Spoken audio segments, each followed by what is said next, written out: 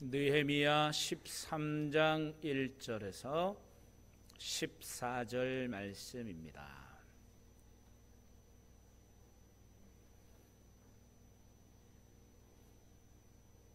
다 찾으셨어요? 다 찾으셨으면 우리 함께 한 목소리로 읽습니다. 그날 모세의 책을 낭독하여 백성에게 들렸는데 그 책에 기록하기를 암몬 사람과 모압 사람은 영원히 하나님의 총회에 들어오지 못하리니 이는 그들이 양식과 물로 이스라엘 자손을 영접하지 아니하고 도리어 발람에게 뇌물을 주어 저주하게 하였습니다. 그러나 우리 하나님이 그 저주를 돌이켜 복이 되게 하셨다 하였는지라. 백성이 율법을 듣고 곧 섞인 무리를 이스라엘 가운데에서 모두 분리하였느니라. 이전에 우리 하나님의 전의 방을 맡은 제사장 엘리야십이 도비야와 연락이 있었으므로 도비야를 위하여 한 큰 방을 만들었으니 그 방은 원래 소재물과 유향과 그릇과 또 레위 사람들과 노래하는 자들과 문지기들에게 11조로 주는 곡물과 새 포도주와 기름과 또 제사장들에게 주는 거제물을 두는 곳이라. 그때에는 내가 예루살렘에 있지 아니하였느니라. 바벨론 왕 아닥사스다 32년에 내가 왕에게 나아갔다가 며칠 후에 왕에게 말미를 청하고 예루살렘에 이르러서야 엘리야십이 도비야를 위하여 하나님의 전뜰에 방을 만든 악한 일을 안지라.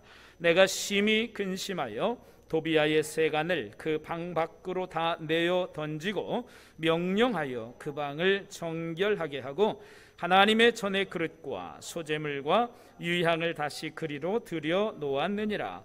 내가 또 알아본즉 레위 사람들이 받을 몫을 주지 아니하였으므로 그 직무를 행하는 레위 사람들과 노래하는 자들이 각각 자기 밭으로 도망하였기로 내가 모든 민장들을 꾸짖어 이르기를 하나님의 전이 어찌하여 버림받으었느냐 하고 곧 레위 사람을 불러 모아 다시 제 자리에 세웠더니 이에 온 유다가 곡식과 새 포도주와 기름의 11조를 가져다가 곡간에 드림으로 내가 제사장 셀레마와 서기관 사독과 레위 사람 부다야를 창고 지기로 삼고 맏냐냐의 손자 삭굴의 아들 하난을 복음으로 삼았나니 이는 그들이 충직한 자로 인정됨이라. 그 직분은 형제들에게 분배하는 일이었느니라. 내 하나님이여 이 일로 말미암아 나를 기억하옵소서. 내 하나님의 전과 그 모든 직무를 위하여 내가 행한 선한 일을 도말하지 마옵소서. 아멘. 할렐루야. 오늘도 이 저녁 주의전에 오르신 여러분들 가운데 주님의 은혜와 주님의 평강이 넘쳐나시기를 주님의 이름으로 간절히 축원합니다. 오늘 우리가 느헤미야 13장에 있는 본문을 통해서 우리가 함께 오늘 은혜를 나누고자 합니다. 자, 지난 시간에는 느헤미야가 드디어 예루살렘의 성벽을 다 재건하고 성벽을 봉헌하는, 그래서 하나님을 찬송하고 하나님께서 이 모든 일들을 행하셨습니다, 감사와 기쁨으로 성벽을 봉헌하는 일을 하는 것을 우리가 함께 보았습니다. 그리고 그 일을 위하여 수고했던 모든 이들, 기억되는 그러한 이름들을 우리가 함께 보았습니다. 자, 그런데 성벽을 봉헌했으면 이제 느헤미야의 일은 다 끝났다 이렇게 생각할 수도 있겠죠, 그죠? 이제 성벽을 다 재건했으니까 성벽까지, 더군다나 성벽까지 봉헌했으니 이제 느헤미야의 일은 끝났고 또 예루살렘에 있는 이 유다 백성들, 예루살렘 백성들의 모든 일들도 이제는 다 끝났겠구나라고 하는 생각을 할 수 있었습니다. 그런데 그 모든 일들이 끝나지 않았습니다. 그들에게는 끝까지 남은 일이 있었는데, 그건 뭐냐면 끝까지 개혁하는 일이었고 끝까지 변화되는 일이었습니다. 그것은 무엇으로 변하고 있느냐면 말씀을 통한 그러한 개혁을 이루어가는 것들을 우리가 볼 수 있습니다. 그들이 성벽을 52일 만에 다 재건을 하고 나서 그들이 수문 앞 광장에 모여서 하나님의 말씀을 들으며 학사인 에스라를 불러서 하나님의 말씀을 듣고 대성회, 또 오늘날로 말하면 사경회가 이루어졌잖아요. 그래서 그들이 회개하고 통회하면서 그들이 ทั้ 민족이 다시 하나님 앞에 무릎 꿇었던 날들이 있었습니다. 그래서 이 유대 백성들이 다시 말씀으로, 하나님의 말씀 앞으로 돌아오는 일들이 있었습니다. 근데 그것으로 끝나지 않았어요. 오늘도 성벽을 봉헌하고 나서도 그들이 또 이제 그날에 모세의 책을 낭독하여 백성에게 들렸다, 이렇게 말씀하고 있습니다. 그러니까 그들은 늘 하나님의 말씀을 가까이 하고 있는 것을 봅니다. 그리고 언제나 하나님의 말씀을 사모하고 있는 이 유다 백성들의 모습을 우리가 볼 수 있는 거예요. 그런데 그들은 하나님의 말씀을 듣는 것으로 끝나지 않고, 우리가 느헤미야서를 통해서 이 유다의 예루살렘의 백성들의 모습은 말씀을 듣는 것으로 끝나지 않고 그들은 그 즉시로 회개하고 그 즉시로 변화되는, 그래서 그들의 마태복음에서 이야기하고 있는, 복음서에서 이야기하고 있는 것처럼 이 유다의 예루살렘 백성들은 회개에 합당한 열매를 맺는 삶을 사는 거예요. 그러니까 말씀을 듣자마자 말씀이 자신의 가슴을 찌르고 자신의 정말 잘못된 점, 그릇된 점을 가르쳐주면 그 즉시로 그들이 잘못된 점을 고치는 것을 볼 수 있습니다. 그 표현을 오늘 본문에 보면 분리하였다, 내던졌다, 이런 표현으로 우리가 볼 수 있어요. 그들이, 백성이 율법을 듣고 한 행동이 뭐냐, 느헤미야를 통해서 이 유다 백성들에게 행했던 일이 뭐냐면 그들이 분리해낸 것, 내던져 버린 것입니다. 그들 안에 있는 신앙과 또 하나님의 말씀과 위배되는 모든 것들은 다 자기들 안에서 분리했어요. 그리고 다 내어 던져버렸어요. 이게 지금 예루살렘 백성들이 하나님의 말씀을 듣고 하는 행동들이었습니다. 그들이 모세의 율법책을 보았는데 모세의 율법책에서 암몬과 모압 사람은 영원히 하나님의 총회에 들어가지 못한다라고 하는 이야기를 들었던 거예요. 그러면 이 모압과 암몬은 왜 하나님의 나라에, 이 하나님의 총회에 들어가지 못할까? 여러분, 가장 근간에 있었던 이스라엘 백성들이 출애굽할 때 모압과 암몬은, 그들은 물과 양식으로 인하여, 식량으로 인하여 이스라엘 백성들을 그들이 받아주지 않았어요. 2절에 보면 이는 그들이 양식과 물로 이스라엘 자손을 영접하지도 않았어요. 그리고 발람에게 오히려 뇌물을 주어서, 모압의 왕 발락은 발락에게 뇌물을 주어서 오히려 이스라엘을 저주하라고까지 시켰어요.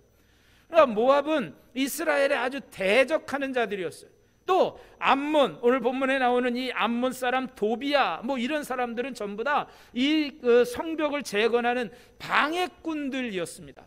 그런데 여러분, 우리가 재미있는 것은 이 모압과 암몬의 그 시초를 보면 더 재미있는 일이 있습니다. 여러분, 모압과 암몬은 누구의 자녀인지 아십니까? 모압과 암몬이 누구의 자녀일까요? 창세기에 보면 모압과 암몬은 롯의 아들들입니다. 근데 롯은 누구예요? 아브라함의 조카 롯이잖아요. 자, 소돔과 고모라 성에서 나왔어요. 그래서 그 엄마는 뒤를 돌아봐서 소금 기둥이 되었어. 그래서 이제 이 롯과 두 딸들만 살아남았어요. 그래서 이 롯의 두 딸들이 어떻게 했어요? 아버지하고 근친 상간을 벌인 거죠. 그래서 아버지의 씨를 받은 거예요. 그래서 아버지로부터 이제 이 롯의 두 딸들이 아버지 롯을 통해서 낳은, 큰 딸이 낳은 아들이 모압이고요, 둘째 딸이 낳은 아들이 베남미, 즉 그가 원래 베남미라고 하였는데 그는 암몬 족속의 조상이었더라, 이렇게 기록합니다. 모압과 암몬, 이 두 사람, 이 족속의 시초는 사실은 근친 상간에 의한 이 롯의 자식들이었습니다. 그러다 보니까 그들은 이 이스라엘을 항상 대적하고 있었어요. 그리고 또한 이 암몬 사람들을, 특히 이 모압은 이 발람을 통해서 이스라엘을 저주하려고 실패했고, 결국 그들을 저주하는 것을 실패하니까 어떻게 했어요? 이스라엘 백성들을 음행의 자리로 초대했어요. 그래서 이스라엘 백성들이 음행 사건을 이제 만들어냈습니다. 그러니 이스라엘을 아주 나쁜 길로 빠지게 만들었던 장본인이 바로 이 모압인 거예요. 또 암몬도 어떤 나라였습니까? 암몬은 아주 극심한 우상 숭배자들이었어요. 특별히 암몬은 이 암몬 족속은 몰렉 신이라고 하는 것을 섬겼어요. 그래서 이 우리가 뭐 잘 아는 뭐 밀곰 뭐 이런 거 자식을, 그러니까 자녀들을, 그러니까 인신 제사를 드리는 이런 아주 우상 숭배의 장본인들이었어요. 그러니까 암몬 족속이나 모압 족속은 이스라엘을 대적하고 저주하고 받아들이지도 않고 영접해 주지도 않을 뿐만이 아니라 이스라엘을 우상의 길로 빠져들게 만든 그러한 나라들이 바로 이 암몬과 모압이었습니다. 특별히 사사시대 때에는 이 암몬 족속은 암몬 사람들은 모압 왕 에글론이 이스라엘을 침략하는 것을 도왔어요. 그러니까 모압과 암몬이 또 합세해서 이 이스라엘을 침략하는 것을 서로 도왔다니까요. 어찌 보면 여러분 조상을 보면 다 한 동족이잖아요. 그런데 이스라엘을 공격하는데 그들이 뜻을 모아서 이스라엘 침략했어. 그 후에 길르앗을 점령하려다가 길르앗 사람 사사 입다에게 그들은 크게 살육을 당하고 패망을 하게 되어버렸습니다. 그 이후에도 암몬 족속은 여러 차례 이스라엘을 위협하고 괴롭혔어요. 그래서 이로 인해서 예언자들은 그들에게 주님의 준엄한 심판을 예언하고 경고했습니다. 이처럼 과거 암몬과 이 모압 족속은 이스라엘을 받아들이지도 않고 영접하지도 않고 저주했기 때문에 결국은 모세의 율법을 통해서 이 모압과 암몬은 하나님의 총회에 영원히 들어오지 못하도록 그렇게 못 박아놓고 있었다라고 하는 거예요. 그래서 결국은 그들이 그 말씀을 듣고 어떻게 합니까? 이스라엘 자손에게들에게 있어서 백성이 3절에 백성이 이 율법을 듣고 곧 섞인 무리를 이스라엘 가운데에서 모두 분리하였느니라 이렇게 말씀하고 있습니다. 여러분, 이들이 하나님의 말씀을 듣고 이 섞인 무리들 가운데 모압이나 암몬 족속의 사람들을 분리해낸 이유가 뭘까요? 여러분, 거룩이라고 하는 말은 무슨 뜻이라고 그랬어요? 거룩이란 말, 거룩하다란 말은 구별되다는 뜻이 있다고 그랬잖아요. 여러분, 유다 예루살렘 백성은 거룩한 백성입니다. 거룩한 나라입니다. 그러니까 속된 것과 함께 살 수가 없는 거예요. 속된 것과 함께 있을 수가 없는 거예요. 그래서 그들 무리 속에 있는 이 모압과 암몬 족속의 모든 사람들을 다 분리해냈다는 거예요. 왜? 그들은 새 속에 물들지 않기로 다짐하는 거예요. 자, 이들이 보십시오. 하나님의 말씀을 듣고 곧바로 순종합니다. 단 한 번도 머뭇거림이라는 건 찾아볼 수 없습니다. 단 한 번도 주저함이라는 건 찾아볼 수 없습니다. 오직 하나님의 말씀을 듣고는 그들은 즉각적인 순종을 하고 있다라고 하는 것입니다. 여러분, 우리도 마찬가지예요. 하나님의 말씀을 듣고 좀 생각 좀 해보고 순종하든지 말든지 결정할게요, 이러면 여러분, 생각해보고 순종하는 사람은 거의 없습니다. 생각하면 할수록 나는 못하고 안 하고 이렇게 되는 거예요. 그러니까 이 유다 백성들이 얼마나 대단한가 보세요. 그걸 이 사람들도 알았어요. 그러니까 말씀을 듣고 그때 깨달음을 주셨을 때 즉각 순종해야 할 수 있는 거예요. 그래서 이들은 마음에 대단한 결단을 하는 거예요. 우리가 더 이상 새 속에 물들어서는 안 되겠다. 거룩한 공동체로, 성벽을 재건했다고 해서 우리가 온전히 거룩한 공동체로 재건되어진 건 아니다. 우리 안에 아직도 이러한 속된 것들이, 아직도 세속적인 것이 있어. 그러니까 이러한 모든 것들을 다 물리쳐내고 분리해내고 우리가 새 속에 물들지 않도록 거룩하게 구별되어질 때 우리 이스라엘이, 우리 유다 공동체, 즉 예루살렘 공동체가 거룩한 공동체가 될 수 있다는 사실을 알았기 때문에 그들은 하나님의 말씀을 듣고 모든 것들을 다 분리해낸다라고 하는 거예요. 그래서 그들은 이 눈에 보이는 예루살렘의 성벽만이 아니라 영적 성벽을 세우기 위해서 백성은 모세의 율법을 자신들의 행동 기준으로 삼아요. 그러니까 그들에게 있어서 이 모세의 율법, 즉 하나님의 말씀이 이 유다 예루살렘 백성들에게는 삶의 기준이 된 거예요. 그래서 말씀이 기준이 되어서 말씀대로 살아가는, 그러면서 이 유다 공동체, 예루살렘 공동체의 백성의 거룩함이 회복되고 있는 거예요. 이처럼 우리도 말씀대로 행할 때 거룩함을 지킬 수 있다라고 하는 사실입니다. 오늘 우리에게도 그리스도인이라는 정체성을 지키기 위해서 결단해야 될 과제들이 분명히 있을 것입니다. 여러분들만이 아는, 여러분들이 또한 결단해야 될 부분들이 있을 거예요.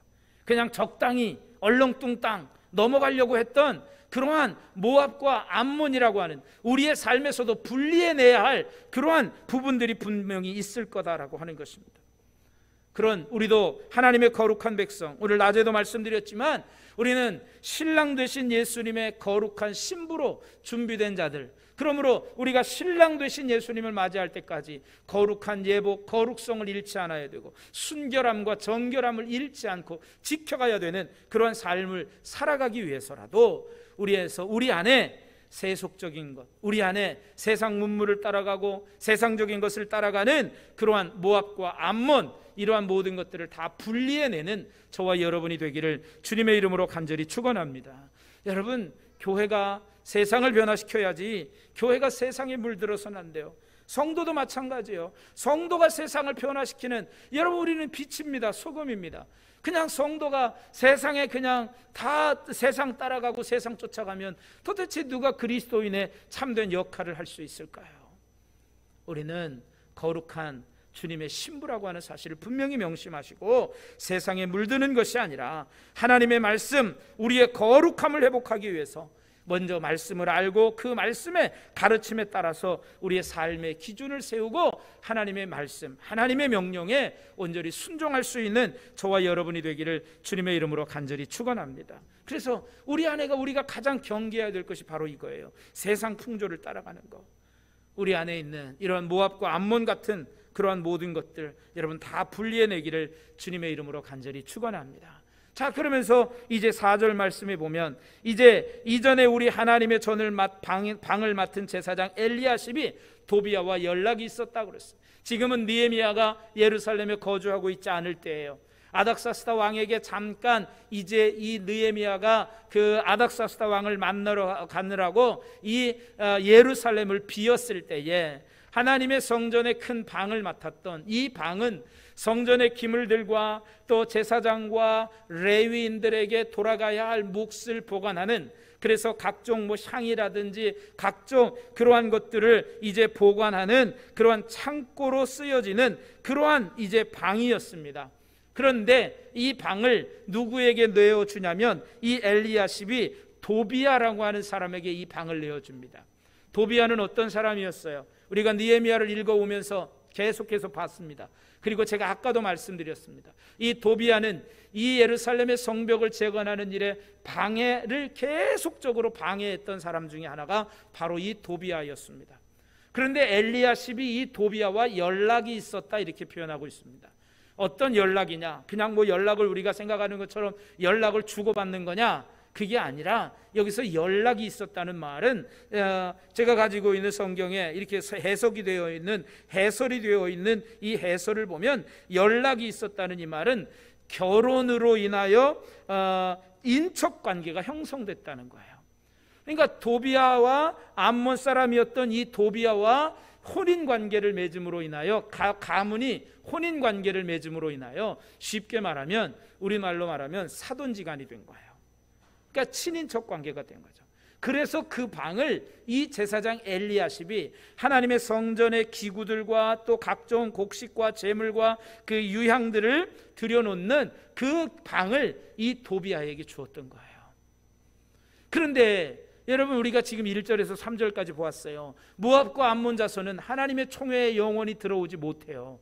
그러면 제사장 엘리야십은 이 도비야를 향해서 어떻게 해야 됐어요? 여러분, 쫓아내야 되잖아요. 이 도비야에게 주었던 방도 다 비우고 다 쫓아내어야 돼요. 근데 그러지 못했어요.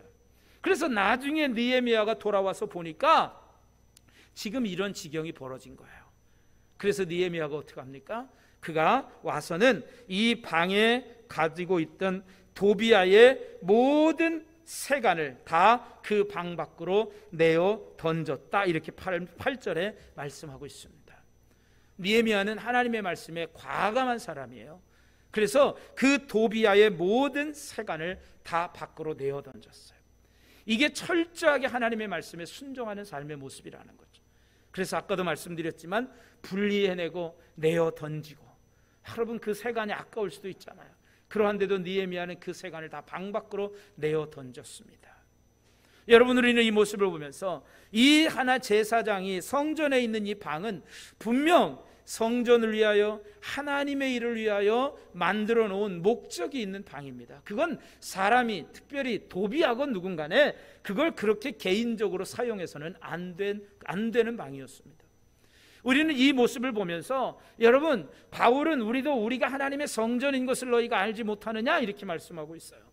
여러분, 성전은 성전의 용도대로 사용되어져야 합니다. 여러분, 용도 변경을 해서는 안 됩니다. 여러분, 우리 안에도 마땅히 있어야 할 것이 있어야 합니다. 있어야 하지 말아야 할 것들이 우리 안에 있어서는 안 된다라고 하는 거예요. 우리 안에 있지 말아야 할 것들은 그럼 무엇일까요? 그것은 하나님이 온전히 주인 되어야 하고 하나님이 내 삶의 온전히 주인 되어야만 한다는 것입니다. 그런데 하나님이 아닌 다른 것으로 채워지고 하나님이 아닌 다른 것을 추구하고 하나님이 아닌 다른 것을 내 마음의 주인으로 모시고 섬기고 살아가려고 하면 안 된다라고 하는 거예요. 그래서 느헤미야는 이 도비아의 모든 세간을 밖으로 다 내어 던졌어요. 그래서 이 방의 원래의 목적을 찾아가게 합니다. 여러분, 이처럼 하나님의 말씀에 그가 온전히 다시 순종하면서 이 느헤미야가 이러한 것들을 용납하지 않았다는 거예요. 그래서 그 방을 아주 정결하게 했습니다. 오늘날도 예루살렘 성전 같은 거룩한 장소를 이방인이 마음대로 사용해서는 안 되듯이 교회와 성도들 마음 중심에도 다른 주인이 자리 잡지 않도록 우리는 늘 주의해야 된다라고 하는 거예요. 혹시 내 안에 하나님이 아닌 다른 것이 내 마음에 자리하고 있지 않을까? 하나님이 아닌 다른 것을 내가 내 마음의 주인으로 삼고 살아가고 있지 않는가? 우리 자신들을 돌아봐야 한다는 것입니다. 하나님만을 주인으로 섬기고 성전을 정결하게 하는 것으로부터 부흥의 역사가 시작된다는 것을 여러분 잊지 마시기 바랍니다. 오늘 내 안에도 있어야 할 하나님이 계시지 않고 다른 것이 있다면 오늘도 여러분 다 비우시기 바랍니다. 다 내어 던지시기 바랍니다. 과감하게 다 내어 던지시고 오직 하나님만이, 오직 주님만이 내 안에 거하시는 그러한 참된 성전의 삶을 살아가는 저와 여러분이 되기를 주님의 이름으로 간절히 축원합니다.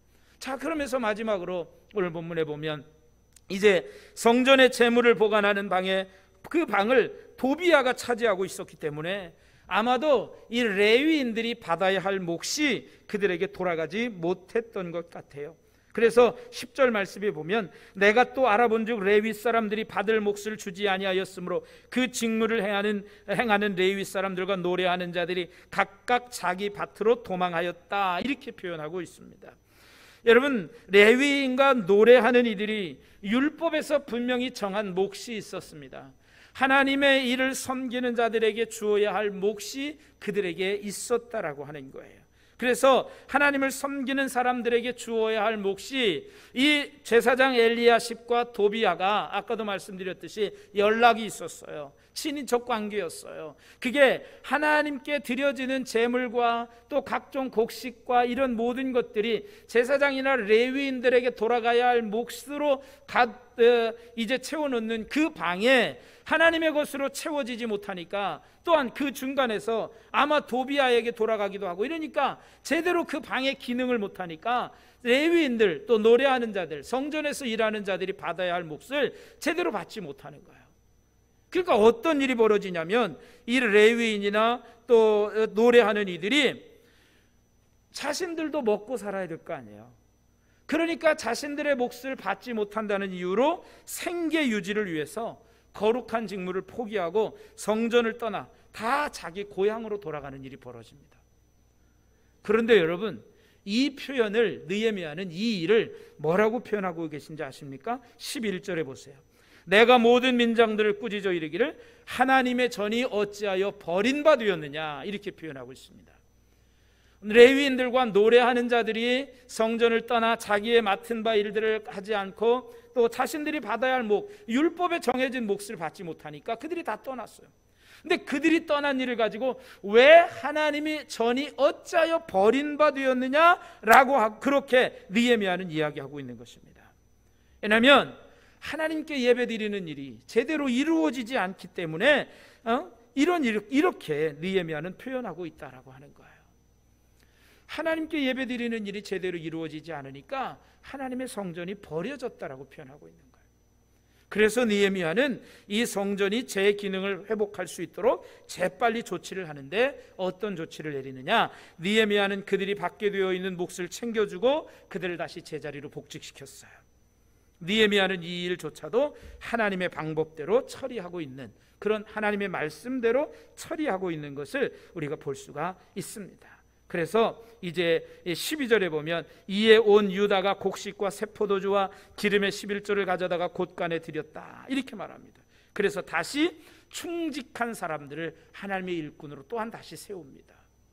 여러분, 여기 보면 하나님의 일꾼들을 세우는 느헤미야의 모습을 보면 충직한 사람들, 그리고 하나님 앞에 14절에 그가 기도하기를 하나님 나를 기억해 주십시오. 내가 이 행한 선한 일을 하나님 내게 나를 기억해 주십시오 라고 기도할 수 있었다라고 하는 것입니다. 여러분, 이처럼 성전에서 섬기는 이들을 잘 대우하는 일은 하나님을 섬기는 것과 연결되는 일이기 때문에 느헤미야는 이 일을 즉각적으로 조치를 하였고 레위인들과 성전을 섬기는 이들에게 돌아가야 할 몫을 주었고 다시 성전을 바로 세워갑니다. 이게 다 말씀 안에서 이루어지는 겁니다. 느헤미야는 레위인들이나 노래하는 자들이나 이들이 제 일을 감당하지 못할 때 이건 하나님의 전이 벌어지는 일이다, 이렇게 레위인들과 제사장들을 섬기고 대우하는 것을 하나님을 섬기는 것과 연결시켜서 느헤미야는 이야기하고 있다라고 하는 거예요. 중요한 일입니다. 여러분, 오늘도 우리가 하나님의 말씀대로 행하지 못하는 모든 것들이 있다면 우리가 즉각적으로 하나님의 말씀을 듣고 온전히 회복하고 온전히 바꾸고 분리하고 내어 던져서 우리를 새롭게 할 수 있는 저와 여러분이 되기를 주님의 이름으로 간절히 축원합니다. 영적 회복을 위해서는 여러분, 오늘날 코로나19 시대를 맞이하면서 교회가 어떻게 다시 회복될 거냐? 여러분, 다른 거 없어요. 제도적으로 제도를 바꿔야 된다. 여러분, 제도를 바꾼다고 교회가 바뀌지 않습니다. 제일 중요한 것은, 제가 작년에도 여러분들에게 그런 말씀을 드렸어요. 작년 10월인가도 제가 우리 교회에서 교역자회를 할 때 내가 우리 지방의 교역자들한테 그런 말씀 드렸어요. 여러분, 코로나19로 얼마나 어려운 시기를 살아갑니까? 그러나 코로나19 속에서도 우리가 놓지 말아야 하고 코로나19 속에서도 우리가 붙잡아야 할 건, 가장 중요한 건 기본으로 돌아가는 겁니다. 그 기본이 뭡니까? 결국은 말씀과 기도입니다. 여러분의 성도들도 마찬가지예요. 어려운 시기일수록 가장 중요한 것은 기본으로 돌아가는 거예요. 말씀과 기도로 돌아가는 일이에요. 여러분, 말씀인대로 개혁되어져야 하는 거예요. 제도로 개혁하면 제도에는 분명한 한계가 있습니다. 여러분, 완벽한 제도가 있을까요? 완벽한 제도 없습니다. 국회의원들이 우리나라에서도 법과 제도를 만듭니다. 다 허점이 있습니다. 완벽하지 않습니다. 그러나 여러분, 하나님의 말씀은 완전하고 완벽합니다. 여러분, 우리 자신을 하나님의 말씀으로 날마다 새롭게 할 수 있는 저와 여러분이 되기를 주의 이름으로 간절히 축원합니다. 다른 방법 없습니다. 하나님이 명하신 말씀 그대로 행할 때 우리의 신앙이 회복되어지고 우리가 하나님의 말씀을 듣고 우리의 삶을 새롭게 바꿔가는 것. 여러분, 순종은 즉각해야 합니다. 생각해보고 순종하면 절대 못합니다. 여러분, 우리 성도들은 오늘도 이 백성들이, 이 예루살렘의 백성들이 하나님의 말씀을 듣고 즉각적으로 분리해내고 내어던지고 모든 것을 원래 상태로 조치하고 회복하고 이렇게 즉각적으로 순종해서 예루살렘을 거룩한 공동체로, 유다 백성들을 거룩한 공동체로 만들어가는 것처럼 저와 여러분들도 하나님의 말씀을 듣고 온전히 순종함으로 거룩한 신앙을 회복하고 거룩한 성도로서의 본연의 모습을 온전히 회복할 수 있는 저와 여러분이 되기를 주님의 이름으로 간절히 축원합니다.